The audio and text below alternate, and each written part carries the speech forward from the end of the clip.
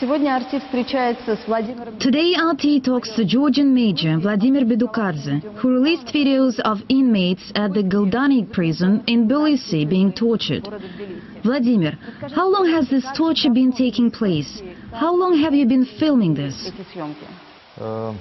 I've been working as the prison's deputy chief warden since 2008. Who gave the orders? Who in the government knew what was going on? And who kept this matter under wraps?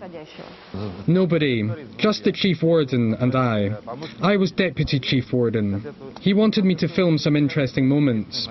For example, when police arrest an opposition activist or a prominent figure is arrested. He wanted it on tape. Probably they intended to use those videos later against those people. I made those videos over the period of a year, or maybe 6 months, I'm not sure. I didn't make them in a day or two. They were accumulated over a period of time, and eventually I had 2 hours of video. The chief warden would take those videos to Akhalaya, and Akhalaya would take them to the president. They used it for entertainment. They enjoyed watching how helpless people were in their hands. Once they take you to prison, you are nobody. You have no dignity. This is why these videos cause such an outrage in Georgia. This is why all those young people are protesting. How do you know that Interior Minister Akhalaya saw that video? How do you know he was aware of what was going on? I just did what I was told to do. I made those videos for him, and then he would take the tape. And I don't know what he would do with it. But Akhalaya would often come to the Goldani prison, perhaps once or twice a week. He used to spend a lot of time talking to the chief warden in his office. Akhalaya was a very close ally of President Saakashvili, whom President Bush called a beacon of democracy. He was fully aware of what was going on in prisons. This is why I insist that Saakashvili should resign. In a democratic country, it wouldn't be the Minister of Interior Affairs or Defense Minister stepping down. The President would resign. President Saakashvili must step down if he's a Democrat. But he's no Democrat. He keeps the entire nation in chaos and fear. He relies on criminals. He has people with blood on their hands working in high positions in the government. Do you think President Saakashvili knew about these things happening in the prison? Of course, he knew. Saakashvili was fully aware of what was going on. When Akhalaya was appointed minister in 2005, the system was very far from European standards. Then Saakashvili appointed Akhalaya minister, and Akhalaya started taking very tough steps. He would send security forces to prisons. They would break into prisons and beat up inmates. Even Akhalaya himself would often be there with a camera, filming everything. And then I think he would show those videos to Saakashvili in order to show him what kind of prison he had built. European MPs would visit the Goldani prison, and they were impressed. They would say, "How did you manage to build such a system? You have 4,000 inmates here, and this place is so quiet. We haven't heard as much as anybody speaking loudly. It's almost as if there were no inmates here at all." Why did you release this footage now? In May, I asked myself whether I wanted to serve the regime or to be a man. I tendered my resignation, took the videos I had made, and left the country. I was afraid because I thought they would kill me. So I came to Belgium and asked for political asylum. Are you concerned about your family? Yes. Saakashvili is mentally unstable.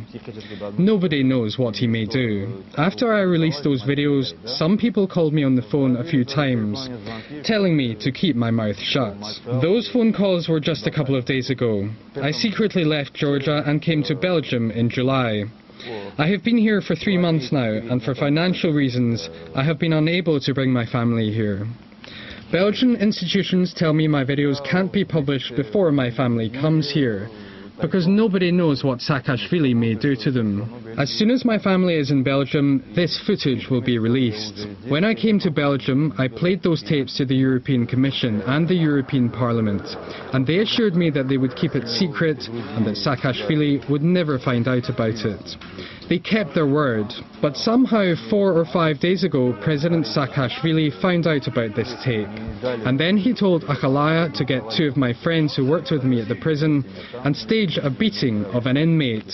So those 2 guys beat up an innocent inmate, and then that video was aired on Georgian television. They claimed that they did it on my orders.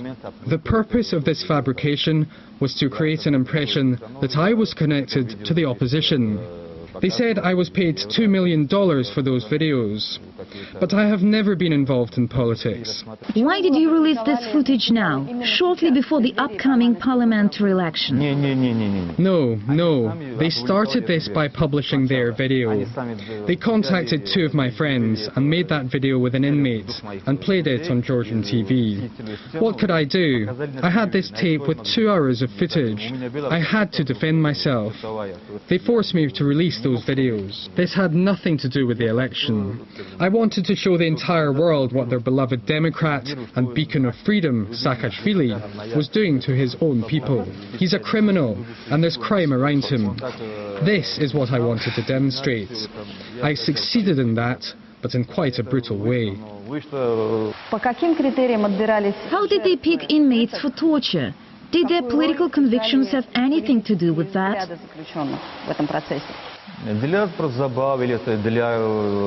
They just did it for entertainment. Or if an inmate had something to do with politics, if he was Saakashvili's enemy, they would pick him. The system is extremely politicized. If you work in the prison system or in the police, you must be loyal to the Saakashvili regime. No criticism is allowed. You should either leave or they will get to you. What kind of response did you expect from European institutions when you show these videos to them? Saakashvili has people who lobby for him in the European Union. He pays them, and they're very influential. It's extremely difficult to find a person here who would listen to me. This entire system turns a blind eye to Georgia. The whole world has seen this video, but when we ask people in various offices here, it is as if they haven't seen it. They just know that Saakashvili is a Democrat, and they don't want to see anything or hear anything. The only committee that's had a strong reaction is this committee for torture in Strasbourg. They had a very strong response. Saakashvili has thoroughly reformed the Georgian police force. What do you think of that? There was no reform. What are you talking about? It's just a facade for outsiders. Inside, the whole system is rotten. It's all done for PR. Within, it's a pyramid based on corruption. What kind of response did you expect in Georgia when you released those videos? The response has exceeded my expectations. The Georgian people are very emotional, and they have a very strong sense of pride and dignity. That's why they rose up and took to the streets. The protests are still raging in Tbilisi day and night, and other major cities, and they're likely to continue. I think that unless Saakashvili has totally lost his mind, he will step down peacefully. For a long time, the West hailed Georgia and the Saakashvili regime as a model democracy. Did Saakashvili really succeed in building democracy in Georgia? Why does the West continue to back Georgia's reputation as a democratic country? These are political conclusions. Saakashvili is a product of the US Bush family, and everyone in Georgia is aware of it. They will not tolerate for Saakashvili to fail in Georgia. The Orange Revolution failed, and so did others. He's the only one who's still there. Saakashvili has been deceiving Europe and America for 8 or 9 years, so they aren't going to say now that he's been a swindler. But that's what he is, a political swindler. Vladimir Bedukadze, thank you very much for the interview.